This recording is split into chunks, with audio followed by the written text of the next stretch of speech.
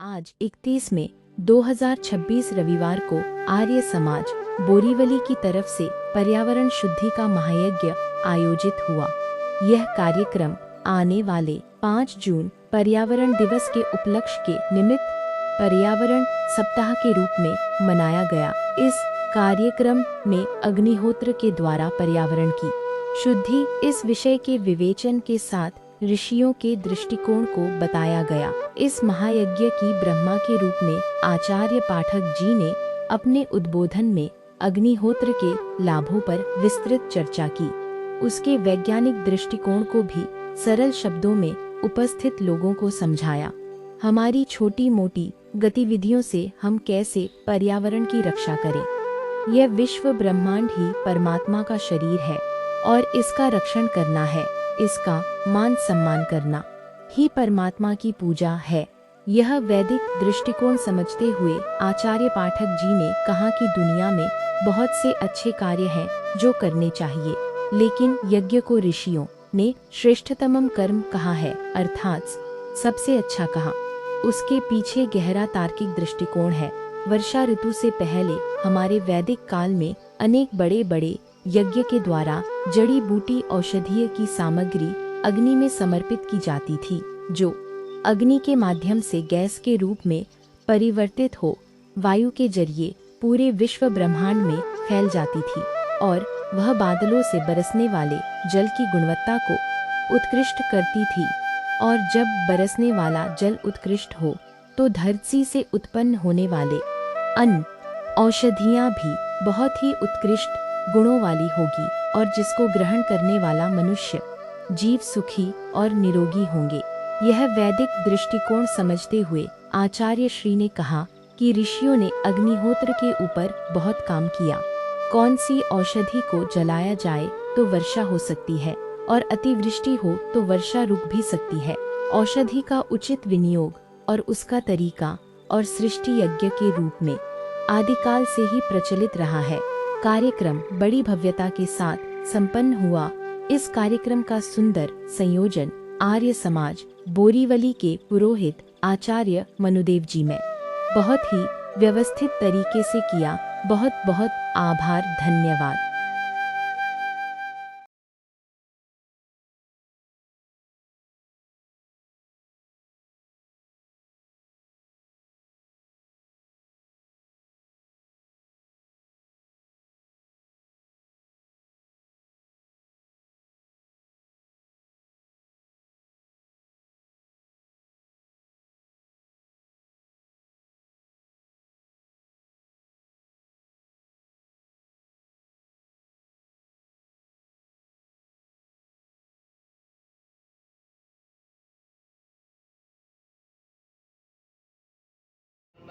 यजामहे सुगन्धिं पुष्टिवर्धनम् उर्वारुकमिव बन्धनां मृत्योर्मोक्षीयमामृतात् स्वाहा।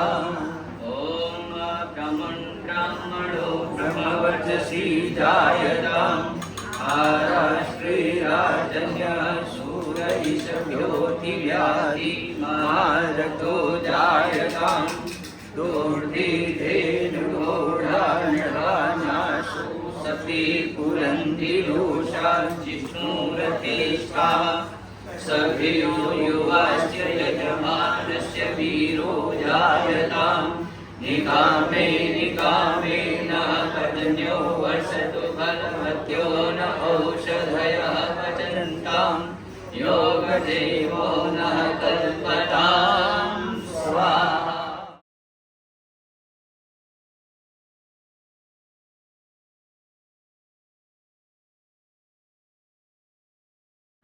शक्ति सारे हो जो महान शक्ति सारे विश्व को चलाए, कहाँ लौट जाए। गति जीव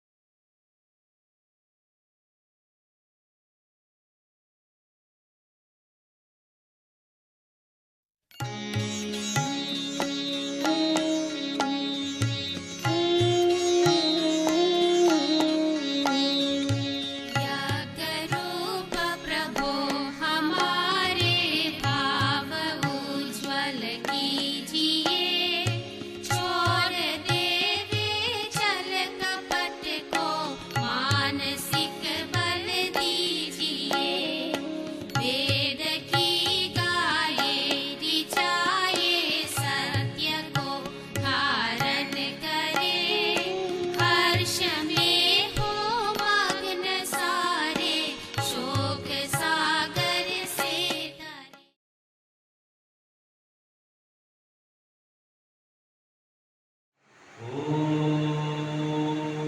भद्रं कर्णेभिः शृणुयामदेवा, भद्रं पश्येमाक्षभिर्यजत्रा, दिशेणन्वैः श्रुतवान् सस्यमुर्वीर्यसेमहि देवहितं यदायुः।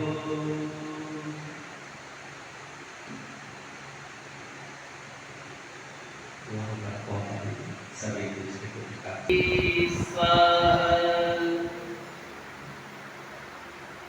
ॐ सत्यं यशः श्रीमयी श्रीस्यतां स्वाहा।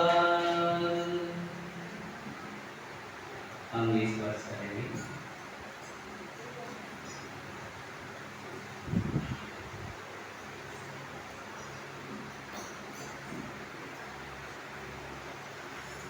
ॐ वाङ्मयस्यस्तु, ॐ चक्षुर्मे प्राणस्तु, ॐ अक्षौर्मे चक्षुरस्तु, ॐ कर्णयोर्मे श्रोत्रमस्तु, ॐ बाहोर्मे वमस्तु, ॐ भूर्भुवः भुजोऽस्तु, ॐ अरिष्टानि लिङ्गानि स्तनस्तनवामि सन्तु।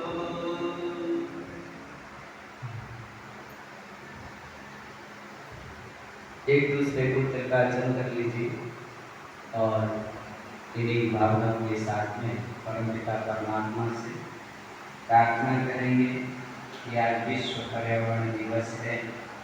सबसे पहले मन की शुद्धि, तन की शुद्धि, विचारों की शुद्धि और पूरे विश्व के अंदर व्याप्त विषय पदार्थ जो है वह हमारे लिए शुद्ध हो, कल्याणकारी हो, इस भावना को अपने ध्यान में रखते हुए परमपिता परमात्मा से प्रार्थना करेंगे। अतः गुण कर्म पदार्थ प्रेम सिंधु हमको दीजिए। ओम हिरण्यगर्भः समवर्तताग्रे भूतस्य बभूव यस्मासे ध्रुवस्तन्नो अस्तु वयं श्यामवटयोरयिणा। तुझसे बड़ा न कोई जग में, सब में तू ही समाया है। जड़ चेतन सब तेरी रचना, तुझ में आश्रय पाया है। हे सर्वोपरि विभूति सका तूने सार सजाया है। धन दौलत भरपूर जी के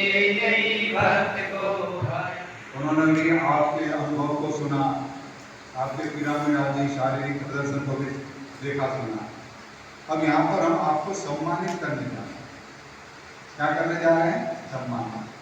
और सम्मान क्यों हम करते हैं, इस पर मैं थोड़ा सी बात करूँ कि व्यक्ति को सम्मान क्यों चाहिए। व्यक्ति को सम्मान चाहिए कि नहीं चाहिए? चाहे बच्चा हो चाहे बूढ़ा हो, सबको एक अपना स्वाभिमान होता है और उनको आप नमन करो, उनका स्वीकार करो, तब अच्छा लगता है। मैं आपको तू करूं, मैं आपको गाली दूं, अच्छा लगेगा? नहीं लगेगा।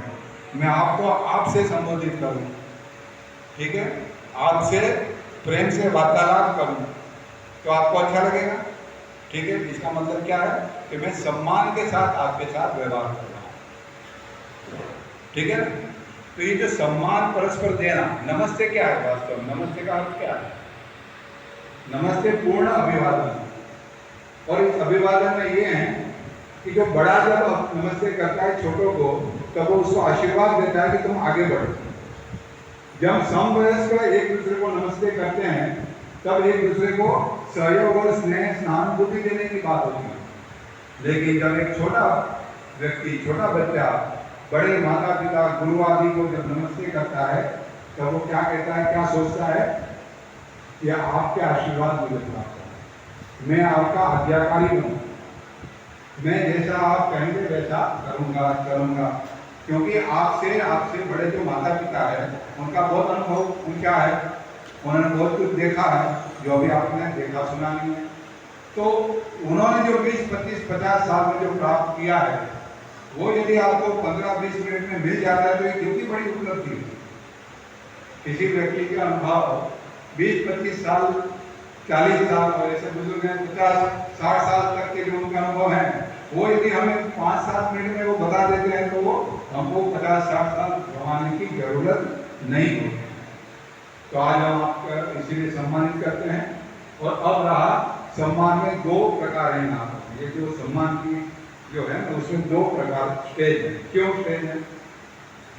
ये बच्चे तो वहाँ पर नहीं थे हमारे काशीवाड़ी वाले, यहाँ पर 2 शिविर के बच्चे, यहाँ पर काशीवाड़ी में जो चिरागनगर में जो पंडित धर्मदत्त जी चला रहे हैं, और उनके संचालक भी वो आए हैं हमारे नरेश